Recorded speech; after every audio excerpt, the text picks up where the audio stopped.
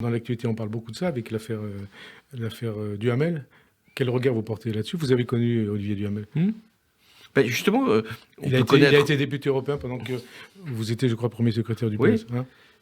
on peut connaître des personnes, repérer leurs qualités, leurs talents, et Olivier Duhamel est regardé comme un des meilleurs constitutionnalistes, sans mesurer qu'ils peuvent avoir des comportements incestueux ou sur le plan des agressions sexuelles inacceptables.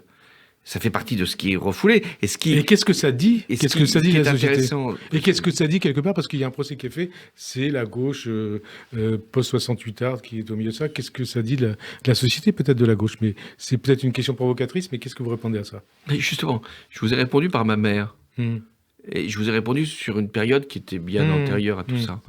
C'est-à-dire que l'inceste, les agressions sur les mineurs, les conflits dans les familles, qui peuvent aller jusqu'à des violences, tout ça a toujours existé dans tous les milieux, dans tous les quartiers et dans toutes les périodes.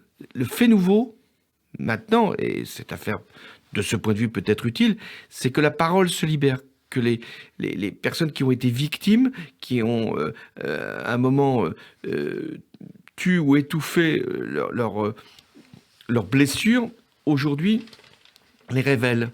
Et c'est ce qui permet à d'autres ensuite de pouvoir témoigner des agressions qu'elles ont pu subir ou de l'inceste qui a été, hélas, pour ces personnes-là, le drame de toute leur vie.